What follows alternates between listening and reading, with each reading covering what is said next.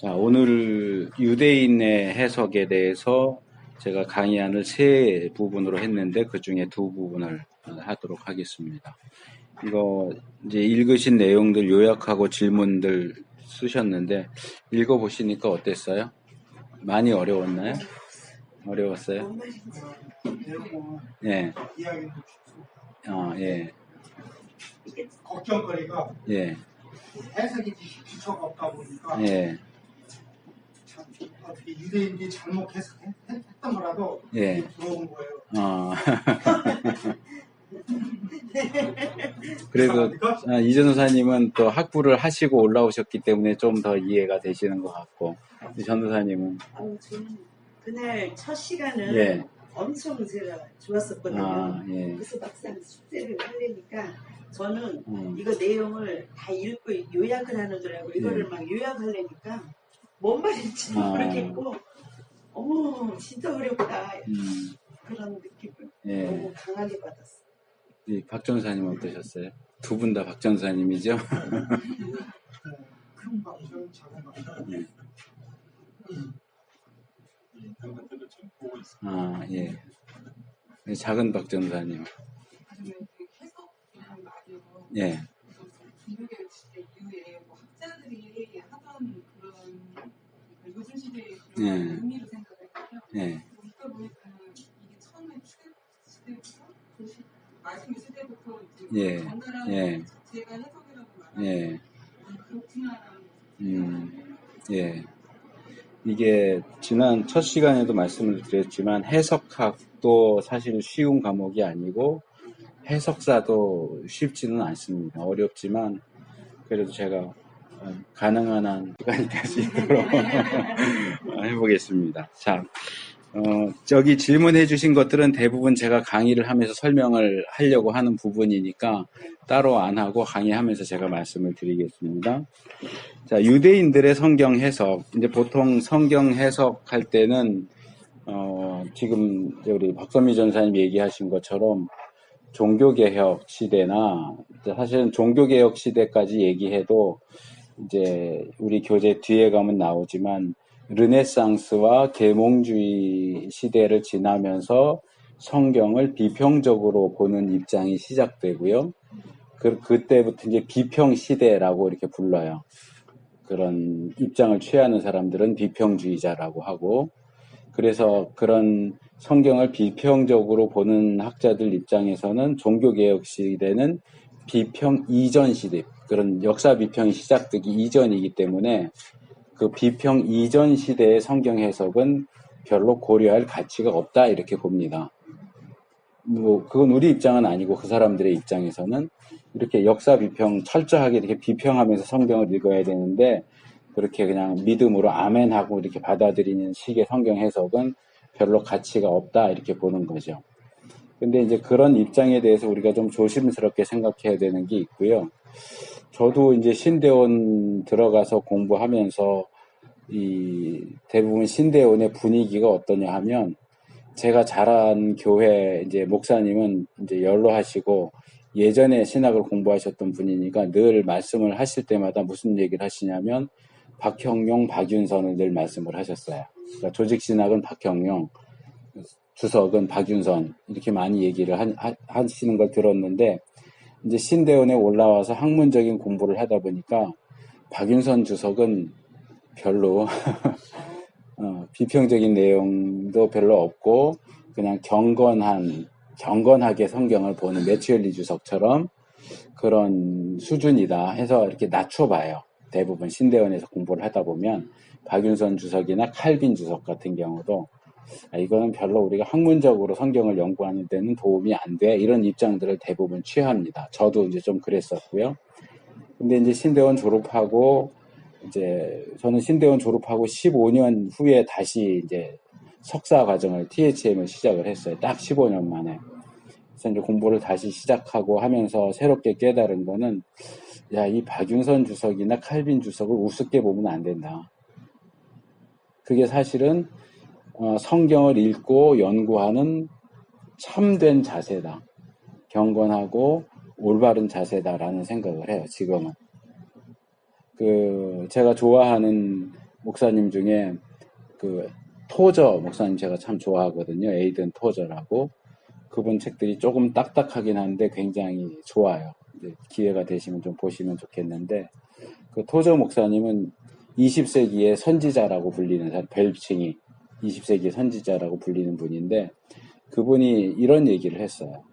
현대 신학에는 오가 없다. 이 오가 숫자 오가 아니고, 우리가 뭔가 새로운 걸 발견할 때 오 이러잖아요. 그 오가 없는 거예요. 워낙 성경을 비평적으로 보니까 하나님의 말씀을 읽고 거기서 주는 어떤 감동 그런 게 없는 거예요. 그냥 이건 거짓말일 거야. 이건 안 돼. 이건 말도 안 돼. 이렇게만 보다 보니까 또 그것과 싸우다 보니까 보수 신학도 역시 오가 없어요. 쟤들은 이렇게 말하는데 이건 말도 안 돼. 저도 이제 그 바른 목회 아카데미라고 이제 목사님들 재교육하는 데서 이제 선지서 5경이랑 역사서하고 선지서하고 강의를 했는데, 이렇게 강의를 하다 보면 가급적이면 이제 목회자들 재교육이니까 목회나 설교에 도움이 되는 쪽으로 초점을 맞춰요. 학문적인 쪽 말고. 그렇게 하면서도 비평주의에서 말하는 내용을 안 할 수가 없어요. 왜냐하면 우리 구약신학이라고 하는 게 그런 비평주의와의 논쟁, 싸움 속에서 발전되어 왔기 때문에 뭐 예언이 뭐냐 이렇게 말해도 비평주의에서는 예언에 대해서 사후 예언이라는 표현을 써요. 굉장히 중요한 표현이거든요. 사후 예언이라고 하는 것은 일이 일어난 후에 예언인 것처럼 말했다 이거예요. 사람이 어떻게 미래 일을 얘기하냐. 예를 들어서 뭐 200년 후에 요시아라는 왕이 나타날 거야. 그걸 어떻게 하냔 말이에요. 그러니까 그거는 200년 전에 요시아 왕이 나타나기 200년 전에 예언한 게 아니고, 요시아 왕이 나타난 그 이후에 어떤 사람이 마치 누가 200년 전에 요시아 왕이 나타날 거야 라고 예언한 것처럼 조작했다. 이게 비평주의의 예언에 대한 입장이에요. 그러니까 그냥 예언이라는 것은 뭐 미래의 일을 얘기하는 겁니다. 정확히 말하면 예언할 때 우리가 미래의 일을 얘기한다라고 보통 이해를 하지만 선지서 연구를 하다 보면 그게 아니에요. 예언은 미래의 일을 말하는 게 아니고 대언이에요. 하나님의 말씀을 받아서 전하는 게 예언이에요. 근데 용어 자체가 예언이다가 보니까 우린 자꾸 미래의 일을 얘기한다라고만 떠올리는데, 예언 안에는 과거의 일도 있고 현재의 일도 있고 미래의 일도 있어요. 부분적으로 있는 거죠. 그러니까 이 과거 일이라고 하는 것은 하나님께서 모세를 통해서 주신 모세 오경의 율법, 과거에 주신 모세 오경에 어떤 내용을 하나님이 말씀하셨는가, 그리고 거기에 비춰서 너희들이 현재 어떤 일을 하고 있는가, 이 모세 오경 율법과 위반되는 일을 하고 있다 그러면서 책망을 하고, 회개해라, 너희가 회개하지 않는다면 망할 것이고 회개한다면 용서받을 것이다 이러면서 미래의 일들이 얘기가 되는 거거든요. 그러니까 예언을 얘기할 때 순전히 미래의 일을 얘기한다 이렇게 하면 예언을 제대로 이해를 못하는 거예요. 근데 이제 그런 점에 비추어서 비평주의자들은 사람이 어떻게 미래의 일을 알아 이러면서 그건 사후 예언이야 이런 식으로 얘기를 하니까, 그걸 반박하면서 어떻게 예언이 가능한가, 우리가 성경 예언을 어떻게 이해하는가를 보수주의에서 얘기를 하죠. 그러니까 어떻게 예언을 이해해야 하는가를 얘기하려면 비평주의에서 예언은 사후 예언이다라고 하는 주장을 얘기를 해야 그 다음 얘기를 꺼낼 수가 있는 거예요. 그러다 보니까 이제 강의하면서 자꾸 비평주의에서 뭐라고 틀린 얘기, 무슨 얘기를 하는가를 얘기를 하니까, 이제 어떤 전도사님이 교수님 강의할 때 비평주의 얘기 좀 안 하면 안 돼요 그러더라고요. 그러니까 안 하면 좋죠. 안 하면 좋은데 그걸 안 하면서 진행하기가 오히려 더 힘들어요. 그래서 이제 가능한 한 쉽게 얘기를 하면서 그 사람들이 이렇게 잘못 얘기하고 있는데 사실은 이렇습니다. 이제 이런 식으로 얘기를 하게 되는데, 그런 부분에서 우리가 우리 보수주의 신학도 비평주의하고 전혀 무관하진 않아요. 이제 은근히 어느 정도의 영향을 받고, 그러다 보니까 이제 그게 들어오면서 제가 아까 얘기한 것처럼 칼빈 주석, 박윤선 주석은 비평 이후이긴 하지만 칼빈 주석 같은 경우에 비평 이전 주석이기 때문에 학적으로는 별 가치가 없다 이렇게 얘기를 하는 거예요. 그리고 미국의 이제 세계적으로 유명한 학자들 같은 경우도 이제 학계를 보면 보수주의적인 학자들이 몇 안 돼요. 퍼센테이지로 치면. 정확한 퍼센테이지는 아니지만 구약학 같은 경우에 약 80%가 비평주의자입니다. 보수주의 학자는 20% 미만이에요. 10% 정도밖에 안 돼요. 신약학은 더 심해요. 신약학은 거의 90%가 비평주의자입니다. 그러다 보니까 이 사람들의 기본 입장은 성경을 비평적으로 보는 거예요. 그래서 비평주의 입장을 가장 많이 반영하는 주석이 뭐냐면 나온 지 좀 오래됐지만 ICC라는 주석이 있어요. 이 ICC는 성경을 아주 비평적으로 봅니다. 그러니까 그 사람들 입장에서는 성경을 주석하려면 ICC를 봐야 되는 거예요. 그러니까 주석을 써도 ICC에 이렇게 돼 있다 이런 식으로 이제 근거를 ICC를 잡아요. 그러니까 거기서 이제 제가 말한 사후 예언이라든가 이런 식의 이제 주장이 되니까 보수주의에서는 거기에 대항할 수 있는 주석들을 이제 또 써내고요. 그게 이제 NIC, New International Commentary라고 해서 이제 몇 권 신약이 번역돼 나오긴 했지만 요즘 조금씩 번역돼 나오긴 해요. 신약, 구약 이렇게 나오고. 근데 그게 조금 학적으로 좀 떨어진다 해서 나온 게 WBC, World Bible Commentary라고 WBC도 지금 계속 번역돼 나오고 있는. 근데 이제 그건 또 너무 또 학적이다. 쓴 사람들이 또 비평적인 부분들을 많이 갖다 썼다 그래서 그 이후에 또 이제 설교자들을 도움을 주기 위해서 그 다음에 나온 게 이제 NAC, New American Commentary라고 요건 아직 번역이 하나도 안 됐어요. 영어로 돼 있는 책인데 그렇게 이제 보수주의 주석들도 그런 식으로 이제 추세로 나오죠. 그래서 우리가 비평주의 입장을 무시할 수는 없는데 그럼에도 불구하고 그렇게 너무 성경을 비평적으로 보다 보니까 하나님의 말씀을 받으면서 감동이 없고 놀라지 않고 뭐든지 비판적으로 보고 반박하려고 하고 이거는 말도 안 돼 이런 식의 이제 태도를 취한다는 거죠. 근데 우리가 말씀을 읽을 때 오 할 수 있어야 돼요. 그러니까 칼빈 주석 같은 경우 보면 어떤 식으로 돼 있느냐면 본문을 하고 주석을 쭉 해요. 설명을. 대부분 주석이 그렇잖아요. 쭉 주석을 해나가다가 갑자기 기도가 나와요. 이런 주석 없어요. 현대 주석에는 그런 식의 주석이 없어요. 그러니까 거기서 말하자면 칼빈이 그 말씀을 주석하다가 감동이 올 때 오 하면서 기도를 하는 거예요. 그 말씀을 가지고. 현대 주석은 그 오가 없는 거예요. 그러니까 이런 부분에 있어서 어떤 비평적인 그런 학문적 연구가 좀 반영되지 않았다고 할지라도 그것이 사실은 하나님의 말씀을 받아들이는 올바른 자세다. 그렇게 봐야 하고 그래서 아마 다른 분이 성경 해석 역사를 만약에 강의를 하고 강의안을 만든다고 했다면 아마 중세시대부터 하거나 일찍 당겨도 교부시대 정도부터 아마 이야기가 시작될 건데 저는 이제 유대인들이 어떻게 성경을 해석했는가를 꽤 비중 있게 3번이나 전체 12번 강의에서 3번이나 제가 해놨는데 이게 뿌리부터 추적해서 올라가면 유대인들의 성경 해석을 다루지 않을 수가 없어요. 우리가 다음번에 다룰 유대인 성경 해석 3번째 부분은 예수님과 신약 성경 저자들이 어떻게 구약을 다뤘는가 하는 부분을 다루는 거고요. 오늘은 예수님보다 그 이전. 첫 번째는 성경이 기록될 때부터 여기 있는 것처럼 성경이 기록될 때부터 어떤 해설의 설명의 필요성이 제시되고 있다 하는 거예요. 그걸 가르쳐야 하는데 저도 지금 이렇게 가르치려고 하고 강의안을 드렸고 여러분들이 읽으면서 그냥 척척척 이해한다면은 사실 강의를 할 필요가 없겠죠. 그러면 말씀을 들을 때도 여기서도 유월절 얘기가 나오잖아요. 너희 자녀들이 유월절 예식을 하면서 이렇게 하는 건 무슨 뜻이에요? 물으면은 가르쳐 주라는 거죠. 가르쳐 주려면 모르는 부분에 대해서 더 설명하는 것이 필요하고 그 설명이라고 하는 건 사실은 해석 위에서 나오는 거거든요. 양을 이렇게 먹는다. 이건 왜 이렇게 먹느냐? 물론 성경에도 기록되어 있지만 그 부분을 또 자기 나름대로 이해해서 질문하는 아이들에게 잘 이해할 수 있도록 설명하고 이게 이제 해석의 과정이라고 하는 거죠. 그래서 성경은 기록되면서부터 그 기록된 말씀이 해석되고 설명될 것을 예견하고 있다 하는 게 여기 이제 앞에 나오는 몇 개의 이제 구절들에 대한 얘기고요.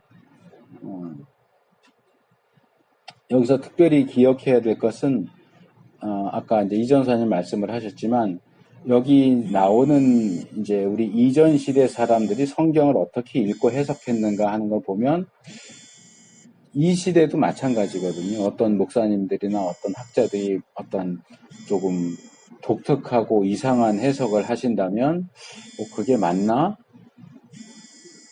이런 생각을 하게 되죠.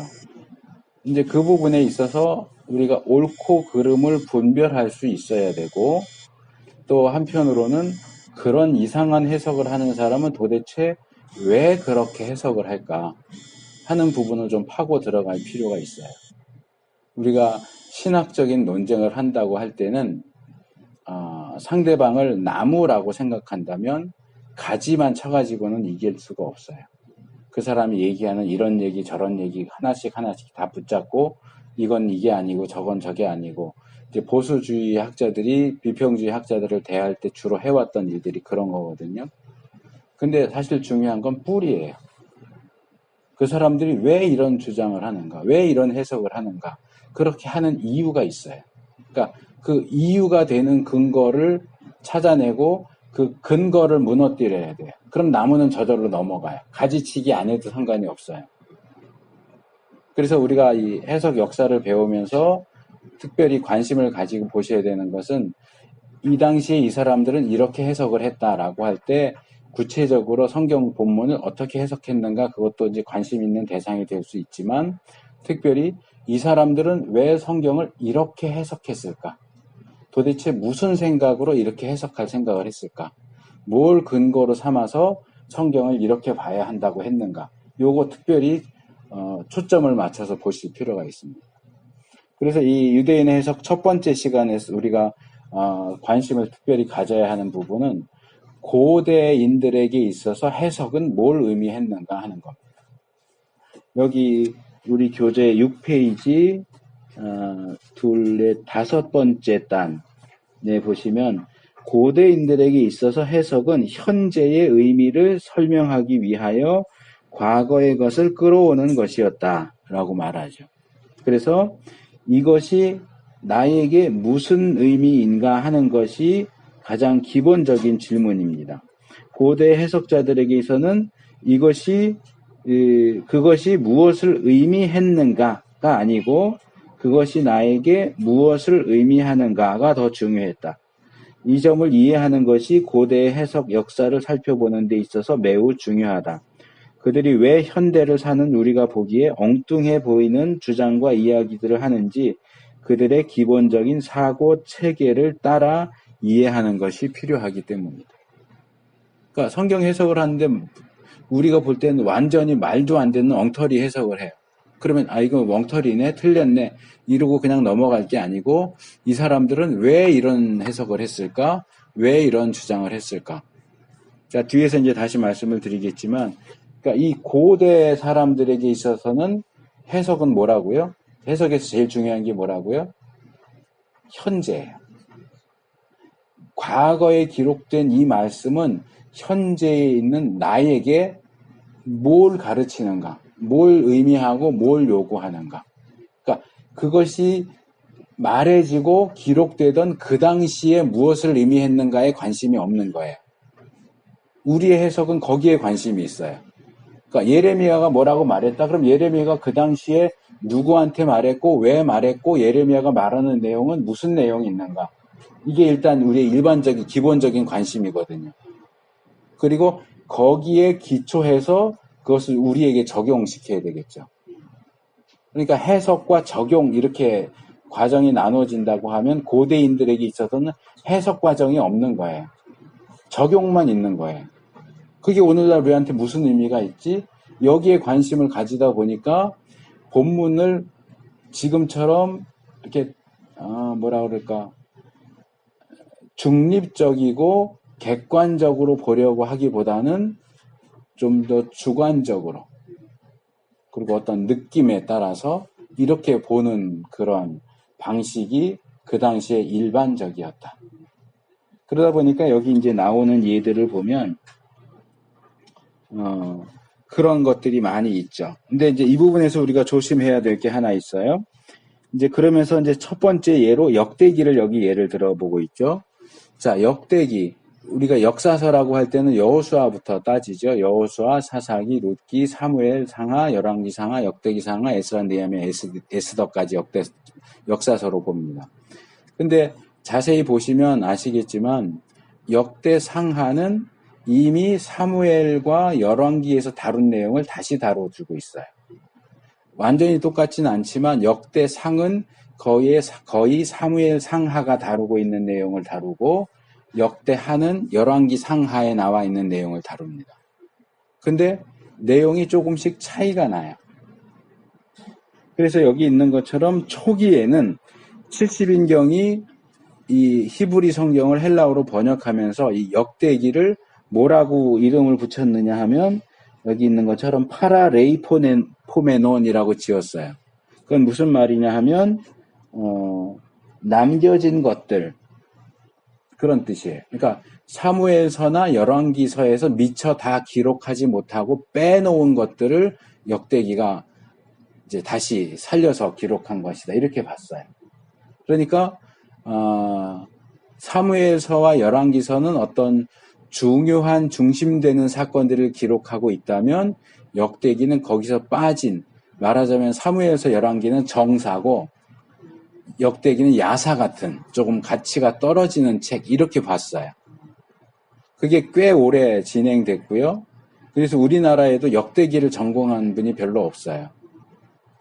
근데 이제 현대에 오면서 아니다. 역대기는 단순히 사무엘 열왕기를 보충해주는 그런 거기 빠져있는 내용을 보충하는 그런 책이 아니고 역대기는 나름대로의 신학적인 관점을 가지고 사무엘서와 열왕기서에 기록하고 있는 역사를 새롭게 해석해서 쓰고 있는 책이다. 어떤 신학적인 관점이 다르다 하는 점이 이제 부각되면서 역대기가 이제 관심의 대상이 되고 있죠. 이것을 이해하는 게 굉장히 중요합니다. 특별히 이제 열왕기와 역대기를 이해하는 데 있어서 그건 이제 역사서를 배우시면 기본적으로 아셔야 되는 건데 기록 시대와 이유를 파악해야 돼요. 역대기가 기록된 게 언제입니까? 이제 역사서를 볼 때는 그 책의 가장 마지막에 어떤 사건이 기록되어 있는가를 봐야죠. 그 사건이 기록된 이후겠죠. 그러니까 열왕기는 유다가 포로로 잡혀간 이후에 쓰여진 겁니다. 말하자면 포로기에 쓰여진 겁니다. 네. 역대기는요? 아니요. 역대기는 유다가 바벨론에서 포로에서 귀환한 이후에 쓰여진 책입니다. 쓰여진 시기가 달라요. 쓰여진 시기가 다르다는 얘기는 그 당시 그 시대에 살던 사람들의 관심사가 다르다는 얘기고 그들을 향해서 쓰여진 이 책들이 뭘 얘기하고 싶은가 하는 관심사도 역시 다르다는 얘기예요. 그래서 열왕기는 그 포로로 잡혀간 사람들의 질문과 의문에 답하기 위해서 쓰여졌어요. 포로로 잡혀간 사람들이 가지고 있는 의문이 뭘까요? 왜 우리가 망했지? 왜 우리가 이렇게 포로로 잡혀와야 되지? 이게 그들의 관심사고요. 열왕기는 거기에 대한 답변이에요. 하나님이 문제가 있어서가 아니고 너희가 범죄했기 때문에 망했다. 그러니까 말하자면 열왕기는 이스라엘의 범죄사라고 말할 수 있어요. 이스라엘이 어떻게 하나님을 떠나고 망할 수밖에 없었는가 하는 것들을 기록을 해요. 그렇다고 죄만 기록하는 건 아니지만 전반적인 역사를 소개하면서도 어떻게 망할 수밖에 없었는가. 너희들이 망한 이유는 하나님이 변심해서가 아니고 너희들이 죄를 지어서 망한 거야. 이게 열왕기의 기본적인 메시지입니다. 역대기는 달라요. 포로에서 귀환한 역대기 시대의 백성들의 관심은 뭐였을까요? 포로로 잡혀갔다 돌아왔어요. 근데 돌아왔더니 자기 이제 뭐 잡혀갔다가 살아서 돌아온 사람도 있겠지만 포로지에서 태어나서 온 사람도 많았겠죠. 근데 와보니까 완전히 허허벌판이에요. 폐허예요. 이게 다시 시작해야 돼요. 그들에게 관심은 뭐냐면 우리가 아직도 하나님의 백성인가? 우리가 과연 하나님의 사랑을 받을 수 있을까? 우리가 회복될 수 있을까? 거기에 대한 답변이 역대기예요. 역대기의 기본적인 메시지는 뭐냐 하면 성전 짓고 하나님 예배하면서 잘 섬겼던 시대에는 우리 조상들도 잘 살았다. 그래서 역대기에서 가장 관심을 갖는 건 뭐냐면 성전 건축이에요. 하나님께 순종하면 잘 살 수 있다. 우리는 여전히 하나님의 백성이다. 그러니까 지금부터라도 잘하면 된다. 이게 역대기의 메시지예요. 그러다 보니까 똑같은 과거의 사건을 다루더라도 열왕기는 우리가 잘못했어 망했어 이 얘기를 하는 거고 역대기는 하나님 잘 섬기면 잘 돼 이렇게 얘기를 하는 거예요. 그래서 대표적인 예를 하나 들면 여기 사무엘하 7장과 역대상 17장에 나오는 다윗 언약에 대한 얘기를 좀 비교하고 있죠. 여기 하나님께서 다윗에게 언약하시는 가운데 뭐라고 얘기하셨냐면 내 집과 내 나라가 영원할 것이다 라고 말씀을 하셨는데 같은 사건을 기록하는 역대기에는 내 집이 너의 집이 아니고 나의 집, 내 집과 내 나라가 이렇게 바뀌었단 말이에요. 왜 바뀌었을까? 그러면은 이렇게 이제 신약을 배우시면은 공관 문제가 생겨요. 마태, 마가, 누가가 같은 방식으로 기록이 되는데 복음서마다 조금씩 차이가 나죠. 사람들 숫자가 차이가 난다든가 여러 가지가 차이가 날 때 이 공관 문제를 어떻게 이해할까? 여기 사무엘 열왕기와 역대기를 놓고 볼 때는 구약에서는 공관 역사의 문제가 생겨요. 같은 사건을 다르게 기록을 하고 있으니까. 그래서 이 공관 역사를 어떻게 이해할까라고 할 때 공관 복음에 나오는 문제를 해결하는 것과 비슷한 방식이 사용됩니다. 첫 번째는 조화시키는 겁니다. 어떻게든 이 둘을 화해시키는 거예요. 그래서 이게 하나님이 나단 선지자를 통해서 내 집과 내 나라라고도 얘기했고 내 집과 내 나라라고 또 말했고 이 두 가지를 다 얘기했는데 사무엘서는 내 집과 내 나라만 기록했고 역대기는 내 집과 내 나라만 기록한 거다. 이런 식으로 이제 조화를 시키는 방법이 있죠. 근데 조화가 항상 좋은 건 아니에요. 근데 더 좋은 방법은 이 본문 같은 경우에 아까 말씀드린 열왕기의 입장과 역대기의 입장이 다르다. 또 사무엘서의 입장과 역대기의 입장이 다르다 하는 점을 놓고 보는 거예요. 그래서 이건 굉장히 중요한 부분입니다. 예. 그래서 이 사무엘서가 기록되던 당시는 아직 나라가 망하지 않았어요. 다윗 왕조가 여전히 존재했고 하나님이 나단 선지자를 통해서 주신 약속이 여전히 유효했어요. 다윗 왕가가 건재했고 다윗 왕국이 건재했어요. 문제가 없어요. 근데 역대기가 기록될 당시에는 다윗 왕조도 없어졌고요. 다윗 왕국도 없어졌어요. 그러니까 시편 97편, 89편 같은 경우도 그 얘기를 물어보죠. 하나님 다윗에게 하신 언약이 어떻게 된 겁니까? 하나님 왜 안 지키십니까? 그 나라와 그 왕조가 영원할 거라고 하셨는데 나라도 없어졌고 왕조도 없어졌습니다. 이게 무슨 일입니까? 고민이 되는 거예요. 이게 신앙적인 문제가 돼요.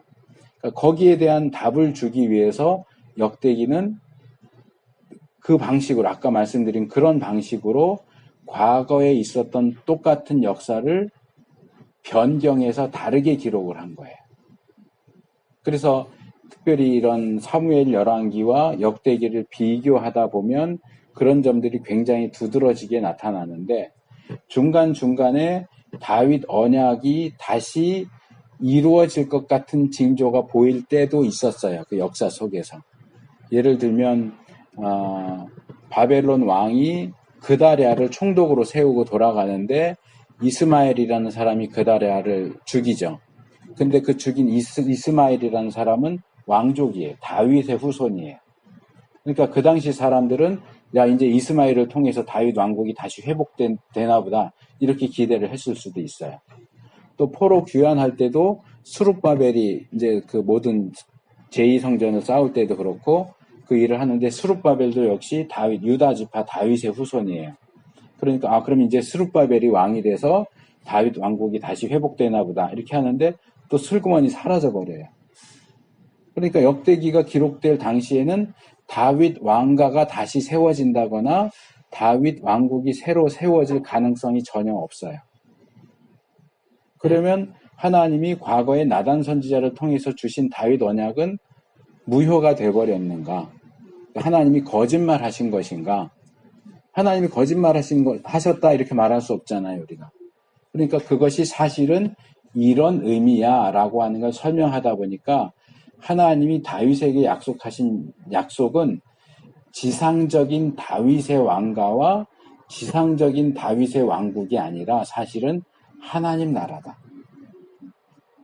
하나님의 나라, 하나님이 세우신 왕조다라고 얘기하는 것이 역대기의 입장인 거예요. 그러면서 너희는 지금 자꾸 사무엘서에 나와 있는 다윗 언약을 바라보면서 지상적인 왕가와 지상적인 왕국에 초점을 맞추고 이게 없어졌는데 도대체 어떻게 된 거예요? 하나님 왜 약속해놓고 안 지켜요? 이러는데 하나님이 정말 그 말을 통해서 그 약속을 통해서 주고자 하셨던 것은 천상적인 나라야. 그러니까 너희가 초점을 지상에서 천상으로 돌려야 돼. 이렇게 관점을 돌리는 거예요. 그래서 역사서를 읽을 때 이 다윗 언약을 이해하는 게 상당히 중요해요. 다윗 언약을 다루는 사무엘서, 열왕기서, 역대기서, 그리고 시편 이렇게 쭉 해서 이걸 시대별로 구분을 해보면 다윗 왕국이 처음에는 지상적인 왕국이었는데 이 역사의 흐름에 따라서 점점 영적이고 천상적인 왕국으로 바뀌어가는 모습을 봐요. 그러니까 구약에서 신약으로 넘어가면서 전반적인 흐름이 지상적이고 물질적이고 육신적인 것이 천상적이고 영적이고 신령한 그런 것들로 바뀌어 나가요. 그러니까 이 흐름을 보는 게 굉장히 중요합니다. 그래서 복이라고 하는 걸 얘기할 때도 구약 성경에는 저는 그 얘기를 많이 하는데 제가 어렸을 때 얌체공이라고 하는 거 아주 물렁물렁한 공이 있었어요. 이렇게 튀기면 팡팡 튀기는 거. 그걸 이렇게 잘 어떻게 하면 이렇게 뒤집을 수도 있어요. 이제 안이 바깥으로 나오고 바깥이 안으로 들어가게 하고 그렇게 할 수도 있는 공인데 저는 그걸 예를 들어요. 구약 시대에 하나님이 이스라엘 백성에게 복에 대해서 말씀하실 때는 이 복이라고 하는 것의 겉으로 드러난 껍데기는 물질적인 복이에요. 집, 땅, 자녀, 재산 이런 물질적인 복인데 하나님이 정말 얘기하고 싶었던 복은 영적인 복이에요. 신령한 복이에요. 구약의 복에 신령한 복이 없는 건 아닌데 이게 안에 들어가 있어요. 그게 안에 감추어져 있고 겉 포장은 물질적인 지상적인 복으로 포장이 되어 있는데 신약으로 오면 이게 이렇게 확 뒤집어서 안에 있는 게 바깥으로 나오고 바깥에 있던 게 안으로 들어가는 거예요. 그래서 신약에 나오면 복 그러면 에베소서에 있는 것처럼 하늘에 속한 신령한 복 이게 우선적이에요. 그럼 이거는 우리가 죽어서만 받는 복이냐 지상에서는 받는 복이 없냐? 아니요, 물질적인 복도 포함해요. 그런데 이게 안쪽으로 들어가 있는 거예요. 반대로 뒤집혀져 있는 거예요. 이게 기본적인 구약과 신약의 구도예요. 구약은 그러니까 전체로 놓고 보면 이스라엘을 하나의 사람이라고 놓고 보면 구약 시대에는 아직 어린 거예요. 그러니까 시간이 흐를수록 조금씩 자라요. 소년이 되고 역사서 시대쯤 되면 소년이 되고 선지서 시대쯤 가면 청년이 되고 신약으로 넘어오면 장년이 되는 거예요. 그러니까 어리니까 아직 못 알아들으니까 알기 쉽게 말하는 거예요. 알기 쉽게 좀 더 실제적으로 와닿기 쉽게 물질적이고 세상적인 걸로 얘기를 해요. 근데 이제 추상적인 거 얘기하면 못 알아들으니까. 근데 나이가 먹고 자라니까 신약에 오면 이제는 원래 얘기하고 싶었던 추상적인 얘기를 하는 거예요. 그러니까 이게 달라진 게 아니고 바뀐 게 아니고 사실은 처음부터 하나님이 의도하신 거예요. 근데 상대방이 수준이 낮으니까 그 수준에 맞춰서 얘기하다 보니까 지상적이고 육신적인 얘기를 우선적으로 하는 거예요. 하나님 잘 믿으면 복 받는다. 근데 그 수준에는 신령한 영적인 복 받는다. 그러면 그게 무슨 복이야? 그러고 못 알아들어요. 그러니까 거기에 맞춰서 얘기를 하는 거예요. 하나 질문에 예. 아브라함은 믿음의 조상이라고 네. 하지만 그 성경의 창세기에는 아브라함이 그 시대에 소 몇 마리 뭐 몇 마리 해가지고 그 시대의 축복을 많이 얘기했잖아요. 예. 근데 이제 새 언약을 또 아브라함에게 주면서 할례를 받게 하면서 그 이후에 하나님께서 그 계획하심이 지금 다윗 왕을 통해서 지금 천상을 바라본 것처럼 예. 아브라함도 영적인 믿음의 조상으로서의 그 하늘나라의 기업을 거기다 예, 그렇게 볼 수 있죠. 예, 할례 받는 것을 새 언약이라고 부르지는 않지만 새 언약은 예레미야 가야 나오는 거고요. 근데 목사님들이 거의 새 언약이 그건 아브라함부터 새 언약이라고 말하면 안 돼요. 아주 엄밀하게 말하면. 원시 복음은 창세기 3장 15절에 나오는 것을 이제 원시 복음이라고 하고, 그냥 이제 횃불 언약 뭐 그렇게 얘기는 하죠, 아브라함에게. 근데 이제 창세기 안에는 그게 드러나지 않지만 히브리서 11장 가면 그게 나오죠. 하나님이 아브라함에게 약속한 땅은 가나안 땅이에요. 그런데 계속 가나안 땅에서 떠돌아다녀요. 아브라함이 죽을 때 가나안 땅이 자기 소유했던 것은 무덤 있는 땅, 막벨라굴이 있는 무덤 있는 땅밖에 없어요. 그리고 야곱도 이제 세겜이나 이런 땅을 차지하기는 하지만 그런 부분을 신약적인 입장에서 다시 볼 때 히브리서 11장은 뭐라고 말하느냐? 이들이 다시 자기 고향으로 돌아갈 수도 있지만 고향으로 돌아가지 않고 약속된 땅 안에서 나그네와 우거하는 자로 지냈다. 왜 그랬느냐? 사람이 손으로 짓지 않은 하늘에 있는 하나님이 지으신 성을 바라봤기 때문이다. 이게 똑같은 관점인 거예요. 그러니까 구약에서는 하나님이 약속된 땅은 가나안이에요. 그러니까 이스라엘은 가나안 땅, 팔레스타인 땅을 바라볼 수밖에 없지만 신약으로 넘어오면 하나님이 약속하신 땅은 지상에 있는 팔레스타인 땅이 아니고 하늘나라예요. 그러니까 우리가 가나안 땅만 볼 게 아니고 가나안 땅을 통해서 하나님의 나라를 바라볼 수 있어야 돼요. 그러니까 다윗 왕하고 똑같은 개념이죠. 그러니까 결론은 이 땅에서도 물론 복을 하나님이 강조하시겠지만 그 위에 그 어마어마한 새 하늘과 새 땅을 얘기하시기 위해서 과정을 그래요. 그런 과정을 이제 거치신 거예요. 대상이 어리니까 거기 맞춰주느라고. 알아듣고. 그렇게 이제 이해하시면 잘 이해하시는 거예요. 그래서 이렇게 이제 역대기가 과거에, 그러니까 여기서 보는 입장은 원래 하나님께서 나단 선지자를 통해서 다윗에게 말씀하셨던 건 너의 왕조, 너의 왕국이었을 것이다. 그러나 역대기 기자가 신학적인 이유로 그것을 나의 왕국, 나의 왕조라고 바꿔서 말한 것이다. 라고 이제 보는 거죠. 그러면 오늘날 우리 입장에서 볼 때는 아니 하나님이 분명히 너의 왕국, 너의 왕조라고 얘기했는데 그걸 왜 자기 마음대로 나의 왕국, 나의 왕조라고 바꿀 수 있어? 이건 역사 왜곡이잖아. 더군다나 하나님의 말씀을 어떻게 이렇게 마음대로 바꿔? 우리로서는 이해할 수 없는 부분인데 아까 말씀드린 고대인의 입장에서는 가능하다는 거죠. 왜? 그들에게 중요한 건 과거에 무슨 일이 있었는가가 아니고 과거의 그 일이 오늘날 우리에게 무슨 의미가 있는가거든요. 그러니까 현재의 문제에 대한 답을 하기 위해서는 과거에 있었던 일들을 어느 정도 수정하는 것이 충분히 가능한 일이었다. 그 당시의 입장에서는. 우리의 입장에서는 안 되는 거죠. 그래서 고대인의 입장에서 이해하는 게 하나 필요하고 또 하나 중요한 게 뭐냐 하면 역대기 기자는 성령의 영감을 받아서 그 내용을 기록했다는 거예요.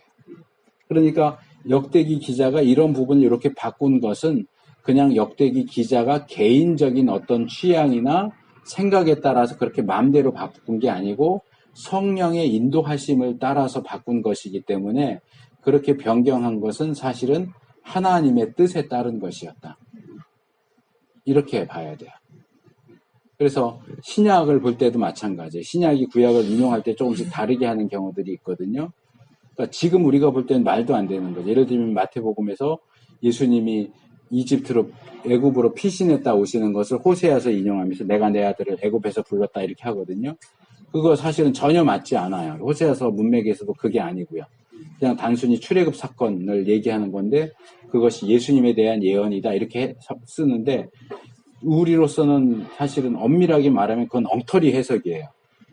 그런데도 우리가 그것을 엉터리라고 말할 수 없는 것은 그것을 기록한 마태가 자기 개인적인 생각으로 기록한 것만이 아니라 성령의 인도하심을 따라 그렇게 기록했기 때문에 그 부분에 대해서는 그대로 인정을 할 수밖에 없다. 그러나 오늘날 우리는 성경을 그렇게 해석하면 안 된다. 우리는 그렇게 할 수 있는 자격도 없고 권한도 없다. 그렇게 하면 안 되는 거야. 망치는 거예요. 그러나 성령의 영감은 성경이 기록되던 시대에만 해당되기 때문에 성경 기록자들에게 있어서 성령의 영감이 작용하고 이렇게 변경하고 하는 것들에 대해서는 우리가 그냥 그대로 수납하고 받아들일 수밖에 없다 하는 입장이에요. 근데 우리는 그렇게 하면 안 돼. 역대기 기자도 그렇게 했고 복음서 기자도 그랬는데 왜 우리는 안 돼? 우리한테는 성령의 영감이 없잖아요. 조명은 있을지 몰라도. 그래서 지금 우리 시대의 어느 목사가 성령의 영감을 얘기하면서 나도 똑같아 그러면서 성경을 그렇게 해석하고 이단이 되는 거예요. 그래서 이런 점들을 좀 주의하실 필요가 있습니다. 뭐래? 성령의 영감이요?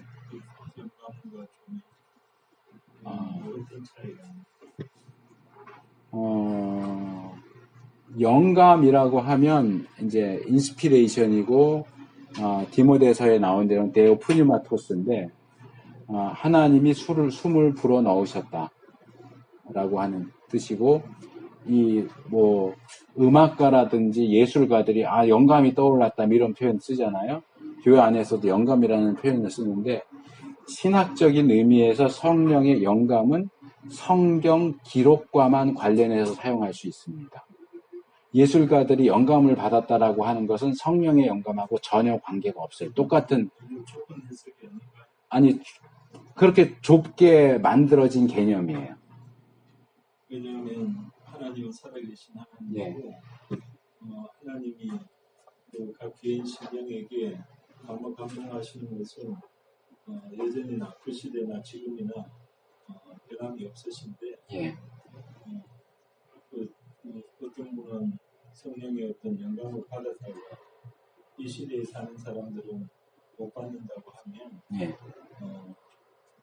그건 뭐 어떤 사람이 만들어진 성품이 처음 창조된 사람이나 지금 창조된 사람이나 똑같이 하나님의 성품으로 창조가 되었다고 하면 본질적으로 같은 존재인데 본질적으로 같은 존재에게 하나님께서 일부러 금하시지 않는다면 똑같은 영감을 받는 것이 아닌가? 아니요, 그렇지 않아요. 사람은 똑같지만 하나님이 일하시는 방식은 바뀌고 하나님 자신이 그 부분에 있어서 제한적으로 일하셨어요.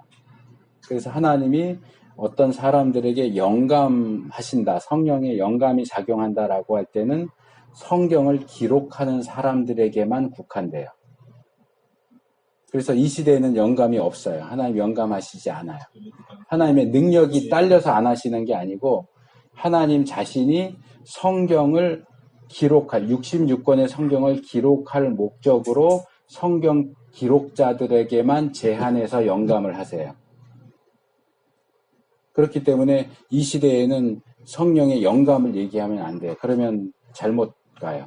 뭐 이단이라고 말하기는 어렵지만 거의 이단에 가까운 잘못된 주장이 돼버려요.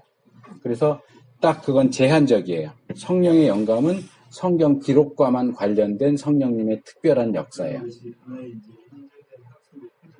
예. 그것은 조직신학에서 성경론 배우시면 배우셨을 텐데 서론 배우셨으면 배우셨을 것 같은데. 이렇게 이해해도 되는 거예요? 그러니까 이거 성경 자체요. 그러니까 문자 이해로는 성령의 영감이고 조명은 이게 말이 우리가 문맥이 잘 모르잖아요. 그런 좀 제대로 해서 그런 말들 있잖아요. 그런 거를 알 수 있게끔 성령이 조명을 해준다. 그러니까 영감은 기록과 관련되는 거고요. 기록 이후에 하나님의 백성이 하나님의 말씀을 읽을 때 깨달을 수 있도록 조명이라는 게 빛을 비춰준다는 거예요. 일루미네이션이에요. 그러니까 이렇게 보통 성경 해석을 하면서 내가 전혀 몰랐는데 기도하는 가운데 이건 이게 아닐까 이런 생각이 들 때가 그게 조명인 거예요, 말하자면. 근데 그건 영감이 아니에요. 용어를 명확하게 구분해서 써야 돼요. 영감은 성경의 기록과만 관련해서 써야 되는 표현입니다. 신학적인 성령의 영감이라고 하는 표현은 이게 완성된 이미 완성됐기 때문에 더 이상 영감이 없다는 거죠. 근데 목사님 이런 질문 어떨까요? 성경에 방언이 있잖아요. 예. 그럼 제가 방언을 받고 통변의 은사도 있잖아요. 예. 통변을 받았어요. 그럼 그게 영감으로 온 거잖아요. 아니요, 영감하고는 관계가 없어요. 영감은 성경 기록과만 관련해서 사용되는 특별한 용어예요. 그거를 해석을 어떻게 해야 돼요? 그 성령의 역사죠. 그냥 성령님이 은사를 나눠주시는 거죠. 은사를 받았다 예. 이렇게. 그래도 성령님의 역사예요. 이제 우리 그냥 예. 보통 친구들한테 예. 나 영적인 어떠한 은혜를 받았을 할 때 짧은 용어로 그냥 영적인 감각 그냥 예. 영감 그런 거를 느꼈다. 예, 감동을 감동. 받았다 뭐 이렇게. 예, 그 부분을 이제 명확하게 목사님들이 가르쳐 주질 않다 보니까 심지어는 목사님들 자신도 그렇게 막 이렇게 섞어서 쓰는데 영감은 그렇게 섞어 쓰면 안 돼요. 성령의 영감은 항상 성경 기록자들과만 관련해서 사용하는 용어예요. 예. 그 외의 경우는 영감을 쓰면 안 돼요. 용어 자체를. 예. 그거 사실 다 알고 계시나요? 이거 기본적으로 다 배우는 건데 아마 잊어버리시나 봐요. 그거는 조직신학 서론만 배워도 나오는 거예요. 성령의 영감이 뭔가. 레마라는 게 보통 목사님들이 레마를 이렇게. 그거 잘못된 거예요. 헬라어로 말씀이라는 단어가 로고스와 레마가 있는데 그걸 구분해서 말하거든요. 로고스는 기록된 말씀이고 레마는 들려오는 말씀이다 하는데 아니에요. 단어 자체가 그런 의미가 없어요. 그냥 둘 다 말씀이에요. 레마를 많이 그거 잘못된, 들었다 이렇게. 그거는 헬라어 단어를 잘못 알고 쓰는 거예요. 그 잘못된 가르침이에요. 그렇게 정리를 하셨다니까 예. 그렇게 알고서 예. 제가 정의를 내린 게 아니고 이건 기본적인 우리 정통신학에서 기본적으로 얘기하는 내용입니다. 조선 있을 수가 없는 예, 영감은 더 이상 없어요. 제가 원하는 질문은 예. 우리가 보통 이렇게 이제 그런 어떤 기존 선입견에 매이지 않고 예. 어떤 이제 그 터미놀로지 관점에서 영감 그러면 어떤 영적인 감동 예. 그런 측면에서는 용납할 수 있지 않느냐 이걸 여쭤본 거예요. 그러니까 일반적인 표현으로 쓸 수는 있지만 신학적으로는 문제가 있는 그런 표현을 일반적으로 쓴다면 그건 문제가 있는 사용이에요. 그러니까 이제 그런 데서 저는 이제 그런 해석이 좀 위험한 것이 아니냐 저는 그렇게 보는 거죠. 왜냐하면 제가 이제 깊게는 아직 배우지는 못했지만은 하나님의 말씀이 이렇게 문자로 된 이런 말씀도 있지만 삶에서 일어나는 모든 것이 하나님의 말씀이라고 해석할 수 있다고 제가 이제 배웠거든요. 네. 그런 관점에서 본다면 하나님께서 주시는 그런 감동을 성경을 해석하는 데에서만 영감이라고 이야기할 수 있다. 그것은 좀 무리가 있지 않는가 그걸 여쭤보고 싶어요. 해석에 있어서도 영감이라는 표현은 안 씁니다. 조명이죠, 조명. 그러니까 우리가 살면서 성경 구절이 아니라도 지금 말씀하신 것처럼 길을 가다가 이건 이런 건 아닌가 하는 깨달음을 받을 수 있거든요. 그것도 조명 측면에 들어가는 거지. 영감은 그거는 100% 절대로입니다. 성령의 영감은 늘 성경 기록과만 관련해서 사용되어야 합니다. 신학적으로. 강사님들이 흔히 예전에 이렇게 감단해서 이제 부흥 강사님들이 말씀하실 때는 내마라는 표현을 엄청 그건 많이 쓰시고 잘못된 거예요. 틀렸어요. 예, 엄청 그게 막 진생하거든요. 옛날에 부흥회를 정말 많이 했거든요. 강단에서 선포하시는 게 우리가 그렇게 지금 장로님 말씀드렸고 이렇게 깨달고 감동을 받고 그런 것들은 다 성경 안에서만 가능해진 거니까 삶 속에서도 가능하죠. 그러니까 삶 속에서 그렇게 깨달아지는 것들이 다 성경 안에서의 그 연관성을 성경과 연결을 시켜서 이해를 해야죠. 그렇게 받아들이면 예. 정말 그거는 조명에서만 예. 머무는 것만. 그러니까 지금은 조명이에요. 영감은 아니고요. 예. 근데 아까 그렇게 저기 있는 것들, 그러니까 그런 감동 받는 것들 다 성령 안에 다 있는 것들. 그렇게 받아들여요. 그러니까 우리의 모든 어떤 깨달음과 경험과 그런 것들은 다 성경에 비추어서 평가돼야 돼요. 그렇지 않으면 문제가 생길 수 있어요. 우리가 저기 큐티도 좀 많이 하잖아요. 큐티도 좀 위험성이 있기는 일부러 하죠. 큐티를 하잖아요. 예. 일부러. 그날 이루어진다 예, 해가지고 예. 이게 어떻게 깊게 들어가면 그것도 영적인 그런 그렇게 교수님 큐티. 큐티가요. 그러니까 내 가치관으로 그냥 해석해버릴 수 있는 거잖아요. 근데 예. 이게 진짜 성경이 근거한 건지 아닌 건지 예. 그러니까 그런 점에서 저는 큐티가 나쁜 건 아니지만 성경을 바르게 읽고 해석할 수 있다고 하는 전제 하에서 되어져야지 그렇지 않으면 굉장히 위험한 행위가 될 수 있다고 봐요. 근데 제 개인적인 체험인데요. 저는 말씀을 많이 알지 않았을 때 큐티를 했는데 이제 그때 당시에는 그냥 제 스스로가 이렇게 성령님 임하셔가지고 내가 이렇게 깨달았구나. 그냥 남들이 그렇게 하는 거라고 하니까는 그렇게 생각을 했어요. 근데 진짜로 나중에 지쳐보니까 정말 그게 말씀 맞기 속에서, 때문에 말씀에서 깨달은 거더라고요.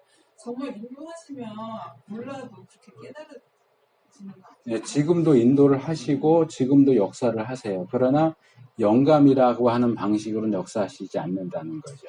이게 참 어떡하기가 힘드네. 왜냐하면 조명이라는 걸 말 그대로 비춘다는 예. 거거든요. 비춰준다는 것은 어떤 사실의 어떤 그 사실 현상에 대한 것이 맞느냐 틀리느냐 뭐 그렇느냐 그렇지 않느냐 이런 것을 판단하는 그런 개념으로서의 조명이라면 영감이라고 하는 것은 말 그대로 영적인 어떤 감동이거든요. 감이 그렇지 않습니까?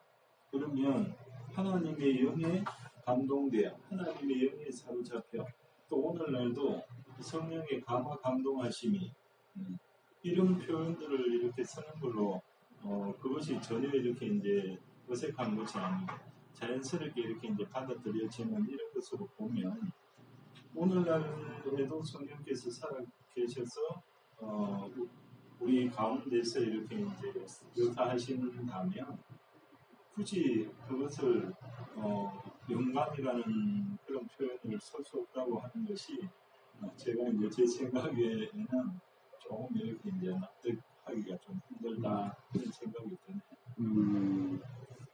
조직신학 서론을 안 배우셨나 봐요? 아니 그런 어떤 기존의 어떤 그런 어떤 그게 얽매이는 그런 것을 이야기하는 것이 아니라 왜냐하면 하나님의 본체가 이 땅에 왔는데도 불구하고 이 텍스트에만 붙잡혀 있던 사람들이 하나님을 놓친 거잖아요. 그죠? 예수님이 이 땅에 이렇게 오셨을 때 그리고 구약의 어떤 그런 율법을 정말 달달달달 이렇게 외웠는데 그것이 한마디로 예수님께서 이 땅에 오셔가지고 내 이웃을 너의 몸같이 사랑하라는 것을 실천하기 위해서 그것이 하나님의 뜻임에도 불구하고 마치 그 조문을 알고 지식을 아는 것이 어떤 성경 공부하는 목적인 것처럼 본말이 전도된 것이 아니냐 저는 그런 어떤 관점을 가지고 있거든요.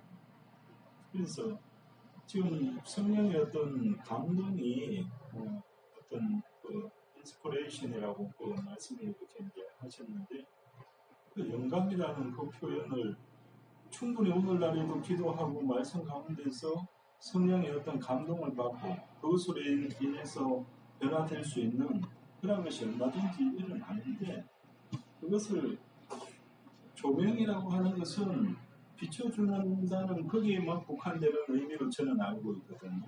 거기에서 어떤 원인이 되어서 작용을 일으키고 변화를 시키는 것 이것은 가마라는 영감 내지는 어떤 가마 이런 표현이 좀 더 이렇게 적당하지 않느냐 그런 관점에서 이제 질문을 드렸는데 이제 조직신학에서는 일단 그것을 조명으로만 본다 이런 제가 이제 생각하고 있는 어떤 조명의 이런 관점에서는 이 말의 의미나 이런 거에 볼 때는 이제 좀 이해가 좀 잘 안 됩니다.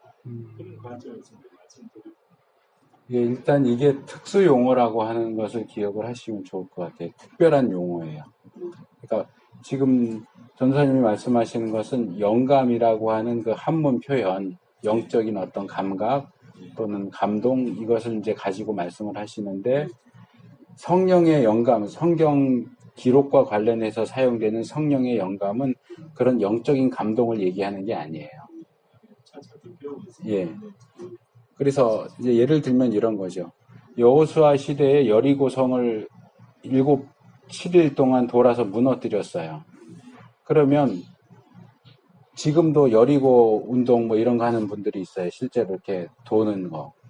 거기에 대해서 정당성을 여리고성의 근거를 두고서 하는데 저는 그거 잘못됐다고 보거든요. 신구약 성경 전체 역사에서 어떤 곳을 돌아서 무너뜨린 건 여리고성 한 번밖에 없어요. 그게 지금도 쓸 수 있는 일이라면 왜 여리고성도 그렇게 했으면 아이성도 그렇게 하고 모든 전쟁을 그렇게 하지 왜 여리고성만 그랬을까요? 그건 여리고성을 무너뜨리는 데만 사용된 단 한 번의 특별한 방식이에요.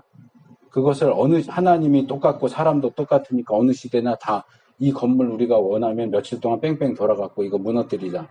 아니요. 그건 말이 안 돼요. 여리고성은 하나님이 그렇게 하라고 명령을 하신 특별 케이스예요. 특별 케이스는 특별 케이스로 나와야지 이걸 일반화시켜서 어느 시대나 다 할 수 있는 것 이렇게 하면 안 돼요. 그런 식으로 성령의 영감도 특별 케이스라고 하는 거죠. 지금 무너진다는 것이 그 여리고성이라는 것이 하나의 고유명사고 고유한 지명이고 여리고성이 무너지는 것은 하나일 수 있지만 오늘날 우리 삶에 있는 수많은 여리고성이 무너지는 그런 형태에서는 저는 그대로 적용될 수 있다고 보거든요. 그 수많은 감정들이 그것을 증명을 하고 우리가 만약에 이제 그런 운동을 벌인다고 하면 똑같은 여리고성이 무너지기를 외형적인 어떤 성벽을 무너뜨리려고 여리고성으로 무너뜨리는 그런 여리고 기도를 하는 것은 저는 아니라고. 삶에 견고하게 찾고 있는 하나님의 도우심이 아니면 해결하기 어려운 그 문제를 여리고성에 비유를 해서 여리고성 그런 어떤 기도 운동 같은 거 그런 것은 가능하지 않을까요? 어떤 견고한 진을 파한다는 의미에서 기도하거나 이런 건 충분히 가능한 일인데 여리고성을 무너뜨렸던 그 방식을 그대로 따라서 뭐 새벽부터 가가지고 그 건물을 삥삥 돈다. 이거는 말이 안 되는 얘기예요. 여리고성은 하나님이 그렇게 하라고 명령을 하셨잖아요. 예를 들어서 제가 예전에 부목자로 있었던 교회 목사님이 금요 기도회 때 이런 말씀을 하셨어요. 사도행전에 있는 그 성전 미문에 앉아있던 안진뱅이 거지요. 베드로와 요한이 만났고 베드로가 일어나 걸어라 그러잖아요. 그래서 일어나서 걸었어요. 목사님 뭐라고 그러시냐면 주님이 일어나 걸어라 그러는데 왜 당신들은 일어나 걷지를 않느냐. 회개해라. 언제 주님이 거기 금요기도에 모인 분들한테 일어나 걸으라고 하셨어요?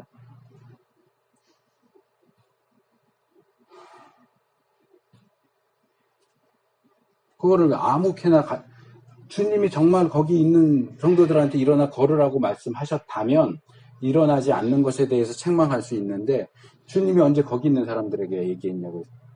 성전 미문에 있는 거지한테는 그 사람에게만 일어나 걸으라 하신 거 아니에요. 그거를 아무런 허락도 없이 양해도 없이 지금 현재로 가져와서 주님이 일어나 걸으라고 하는데 왜 안 일어나느냐. 당신들 문제가 많다. 회개해라. 이건 말이 안 되는 거예요.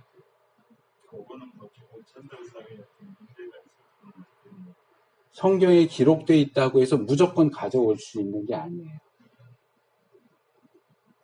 베데스다 영목가에서 38년 된 그런 병자가 누워 있는 것을 보고 하나님께서 일어나라고 분명히 말씀하셨잖아요. 예. 이렇게 살려주셨고 그러한 어떤 하나님께서 그 병자에게 역사하신 그 기본 정신을 가지고 어떤 목회자가 그런 것을 이야기를 했다면 그것이 과연 잘못된 것일까요? 잘못될 수 있죠. 왜냐하면 기적의 역사라고 하는 것은 양쪽 사람이 손바닥을 마주쳐야 소리가 나는 것처럼 하나님의 의도와 인간의 믿음이 마주칠 때 역사가 일어나는 거예요. 하나님이 의도하지 않는데 인간 쪽에서 믿습니다, 믿습니다 한다고 해서 이 역사가 일어나지 않아요. 하나님이 의도하셔도 인간이 믿지 않으면 역사가 일어나지 않아요. 그 믿음이 누구의 믿음? 그 본인이죠. 그러면 예를 들어서 본인 자체는 전혀 믿음이 없는데 목회자가 어떤 죽을 병에 걸린 사람을 위해서 하나님 이 영혼을 불쌍히 여기셔서 이 병을 치료해 주십시오 해서 병 치유의 역사가 일어나는 것은 그럼 어떻게 되나요? 그거는 충분히 가능할 수 있죠. 그런 일들이 실제로 있긴 하죠. 전혀 믿음이 없더라고요. 그런 경우도 있죠. 성경이 나오니까. 기도하는 사람의 어떤 그 믿음에 의해서도 그 역사가 일어날 수 그럴 수 있죠. 예. 그런데 어쨌든 사람의 믿음이라는 것과 하나님의 뜻이 함께 가야지 목사님의 이야기가 하나님의 뜻인 건 아니란 말이에요. 하나님이 뜻하지 않았는데 목사가 마음대로 하나님이 당신 일어나랍니다. 그럼 그건 하나님의 뜻이 아니니까 역사가 일어날 수가 없어요. 그런데 이제 겉으로 보기에는 그렇게 이제 해석을 할 수 있지만 정말 그 주의 종이 정말 하나님을 전적으로 의지하고 하나님의 영광이 나타나기를 기대하는 마음으로 간절하게 어떤 자기 어떤 내면화를 거친 그런 말씀을 강단에서 선포를 했을 경우에는 안 됩니다. 하나님이 주시지 않는 것은 강단에서 선포하면 안 됩니다. 그러니까 아무리 간절해도. 판단의 기준이 참 어렵네. 요즘에 예언의 은사를 받았다는 사람들 이렇게 쭉 줄 세워놓고 예언 기도 해준다고 하는 그런 경우들도 있거든요. 그거 잘못된 거예요. 예언의 은사도 예언의 은사일 뿐이고 하나님이 말씀을 주셔야 예언을 하는 거지 말씀을 주시지 않는데 예언의 은사를 받았다고 아무렇게나 예언을 남발한다. 그건 성경에 대한 잘못된 이해를 가지고 있는 겁니다. 지금 우리가 다루었던 나단의 신탁 같은 경우도 처음 시작할 때 어떻게 해요? 다윗이 나는 좋은 궁에 사는데 하나님은 아직 천막에 있어서 내가 집을 지어드려야겠다. 그러니까 나단 선지자가 뭐라고 그럽니까? 왕이 원하는 대로 하십시오. 선지자가 얘기했어요. 그게 하나님 뜻이었어요? 아니잖아요. 집에 돌아갔다 와서 근데 하나님은 당신은 하면 안 된다고 그러니까 하나님의 말씀을 받아가지고 와서 자기 말을 바꾸면서 아니라고 합니다. 그러잖아요. 그게 굉장히 좋은 일이에요. 선지자라고 해서 항상 하나님의 뜻을 아는 게 아니에요. 당신 마음대로 왕 마음대로 하십시오 하는 그 말은 나단 선지자의 생각이에요. 그러나 하나님의 생각이 아니었어요.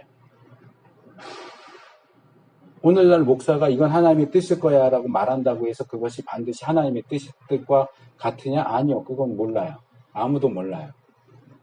그러나 하나님의 뜻이 아닌데 하나님의 뜻이야 하고 말하는 사람들에 대해서 성경은 거짓 선지자라고 얘기합니다. 하나님 말씀을 주시지 않았으면 여호와께서 가라사대 하고 말하면 안 돼요. 그렇게 말하는 사람은 가짜 거짓 선지자예요. 거짓 선지자는 돌로 쳐서 죽이라고 돼 있어요. 성경에. 거기에 대한 두려움이 우리가 없어요. 목사들도 하나님의 말씀을 전하면서 말씀의 의미를 정확하게 파악하지 않은 상태에서 그냥 편하게 쓰는 표현으로 오늘 하나님이 나에게 이 말씀을 주셨습니다. 오늘 여러분에게 하나님이 이 말씀을 하십니다. 그렇게 하면 안 돼요. 잘못된 표현이에요. 자기가 확신이 정말 하나님이 나에게 말씀하셨다라고 하면 그렇게 말할 수 있겠죠. 그것도 개인이 철저하게 검증한 후에 해야 되겠지만 하나님의 뜻을 고려하지 않고 저 사람 너무 힘든데 정말 나았으면 좋겠다. 그러면서 하나님의 이름으로 나을 겁니다 하는 그건 잘못된 거예요. 목사가 하나님이 아니거든요. 결국 조별장도 말씀드린 것같고 우리가 결국 신학교에서 와서 배우는 것이 하나의 정형화된 지식을 결국은 이제 주입받는 그런 형식의 교육이 좀 되기가 쉬운 것이 아니냐 그런 좀 생각을 많이 이렇게 좀 하게 되네요. 지금 제가 느끼면서 이제 제일 안타까운 점은 강단에 서서 강의하시는 분이 말씀은 그 말씀을 하시는데 어떤 보여주시는 어떤 여러 가지 다른 이런 것들을 보면 그 말씀 바깥에 있는 것 같은 느낌이 많이 들거든요. 우리가 이제 정말 이 신학에서 배워야 될 게 하나님이 우리를 통해서 어떤 마음을 가지도록 하는 그 치열함을 좀 배워야 될 것 같은데 지금 같은 경우에도 이런 어떤 하나의 어떤 기존 어떤 학설 이 벽에 딱 막혀가지고 한 발자국도 더 못 나가는 느낌이거든요. 제 느낌으로는.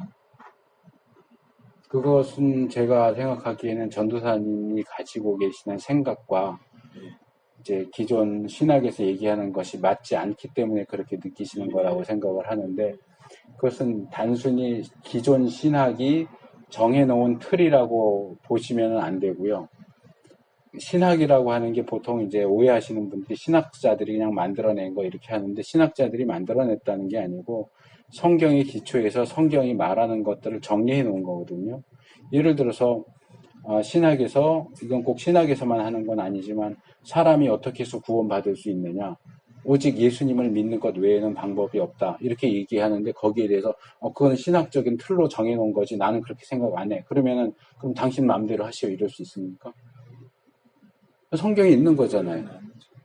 그리고 성령의 영감에 대한 것도 역시 성경의 기초에서 그렇게 얘기를 정리를 해 놓은 거지, 신학자들이 무슨 회의에서 성령의 영감은 이렇게 합시다 한 게 아니에요. 성경에 나와 있는 내용들을 정리하다 보니까 영감은 이렇게 성경의 기록과만 관련된 내용으로 이해를 해야 되겠다, 이렇게 정리를 한 거지, 신학에서 틀을 만들어 놓고 더 이상 뻗어나가지 못하게 막기 위해서 만들어낸 게 아니에요. 성경 자체가 성령 영감에 대해서, 성경의 기록에 대해서 그렇게 이야기를 하고 있어요.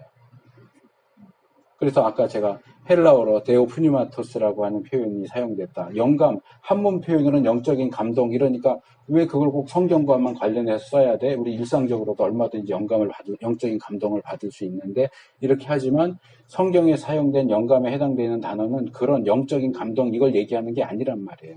하나님께서 성경 기록자들에게 오류가 없도록 특별한 성령의 역사를 하신 것을 데오프니마토스라고 불러요. 다만 번역하면서 그것을 영적인 감동, 이런 식으로 번역을 해놨을 뿐이지, 번역된 표현을 가지고 그 영감을 왜 다 쓸 수 있을 것 같은데 꼭 성경 기록과만 관련해서 써야 된다고 틀을 만들어서 막 씁니까? 그게 아니라고요.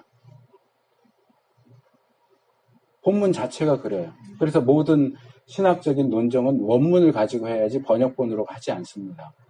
원문에서 뭐라고 말하고 있느냐, 원문에서 영감이라고 할 때 데오프니마토스에서 하나님이 God breathed into거든요.